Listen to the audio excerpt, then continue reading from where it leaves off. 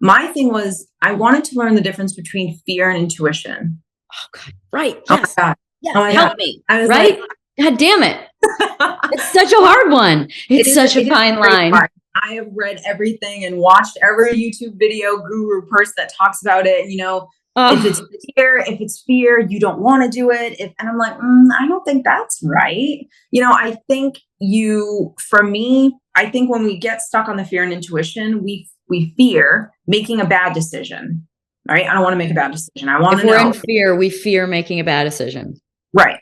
Okay. And so I said, you know what, instead of putting so much pressure on myself to know that this is intuition that I'm making, because intuition is the right decision, right? So instead of putting so much pressure on myself to like, is this intuition? I just said, I'm going to go where the energy feels good, right? And if something scares me, but I know I should do it, I'm going to do it, and I'm going to parent myself through it, right? To help myself. And letting go of the need to have all the decisions be right and correct in my life. So can I make a bad decision, pick the wrong person, and be okay with that? It just takes this pressure off of yourself.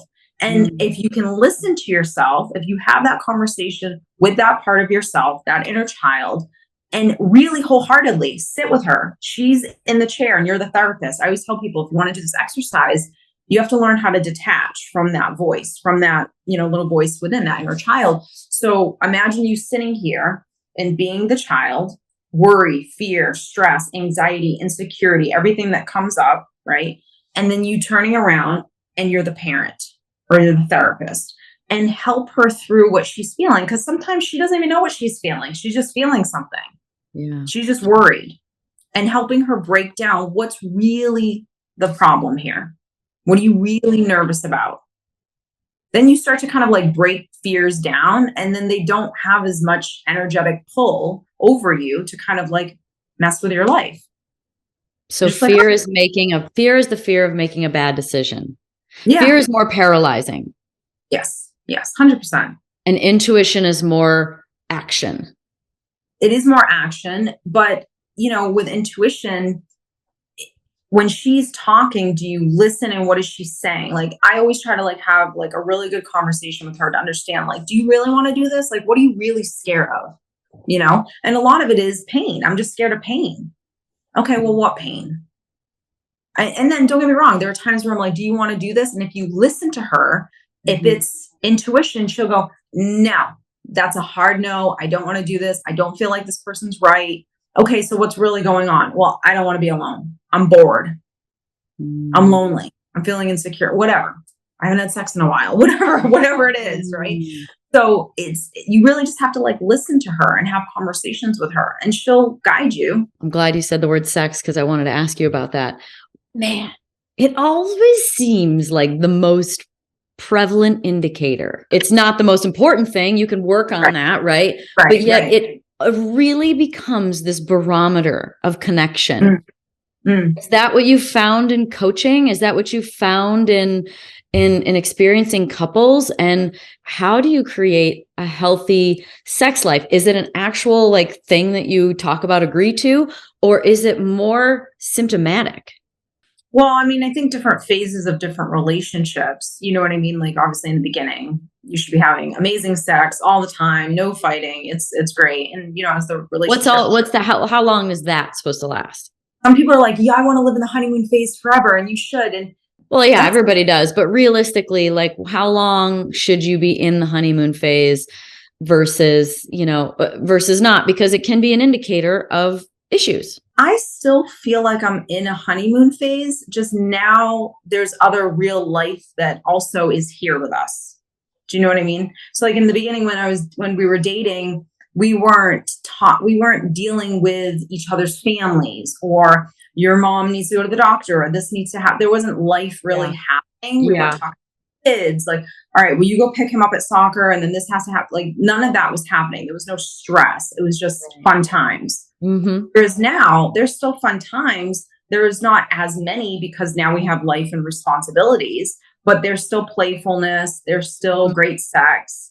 There's not as much great sex as there was in the beginning because there's responsibilities. So if you're communicating and like, hey, we haven't had date night in a while, and like, hey, we need to focus on ourselves. I mean, we're lucky because we're both divorced. And so we kind of have built in babysitters. But for the people that don't, and they have to like really make it a point to spend that time with each other, if there are families and children involved, it is harder. You have to really plan how to, keep that spark alive. But think about like during COVID when we were like all in quarantine and like you were trapped in the house with your husband or your girlfriend or kids or whatever. You can still be, I think playfulness is like, that was something that I said early on when I was dating. I'm like, I want playfulness. I want to be 80 years old and you still walk by me in the kitchen and smack my ass, like 100%. Like, I want to be fun, because life's so stressful and there's so much going on all the time that if you can't like just be on the couch and just play and be silly. Play is something that people get into when they're in the mental, emotional state of wanting to be playful, like wanting to have fun, wanting to let go of the stress of life.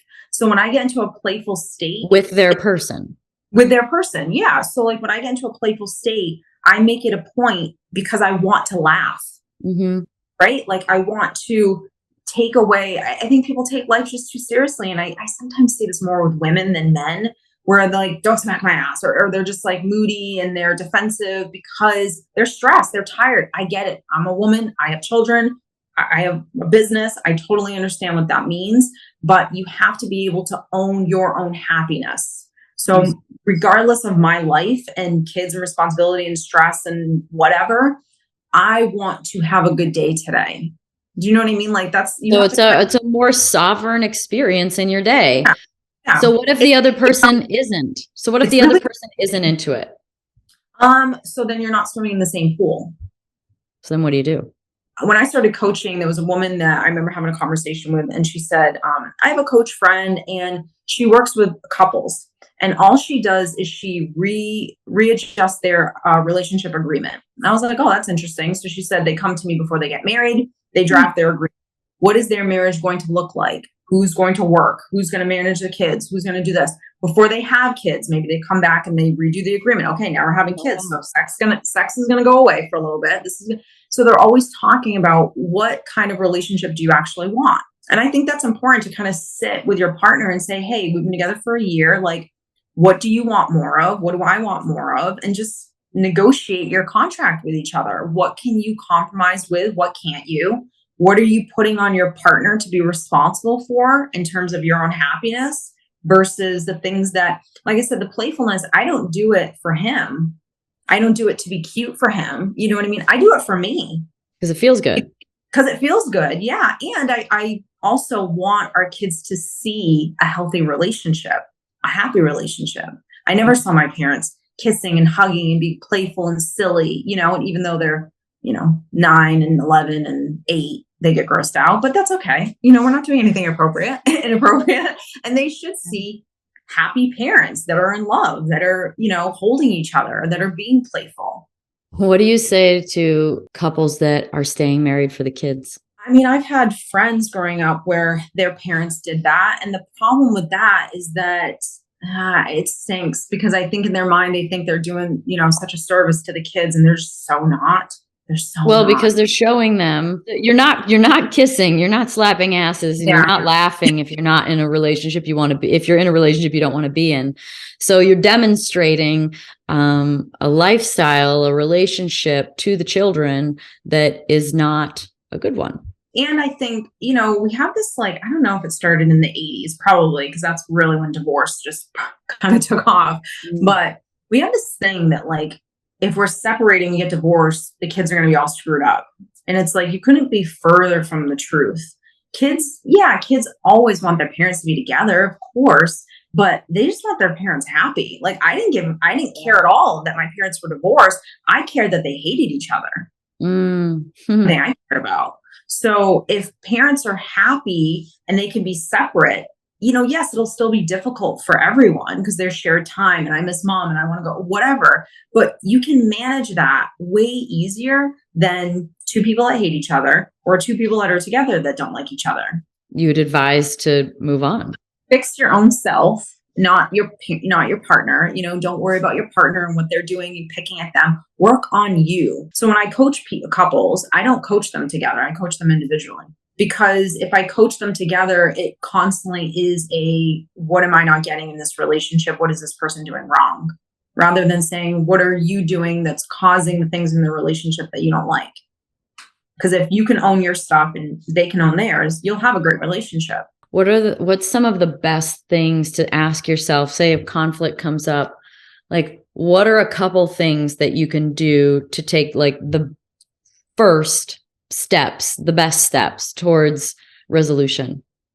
Why do I feel this way? And really understanding what that means. Not why do I feel this way because they did this. Go deeper than that.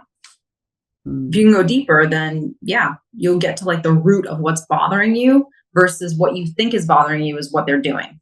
Yeah. So it's not that they left the socks on the floor. It's not that they never picked the restaurant. If you like this clip and you want to hear the whole episode, click at the bottom of your screen.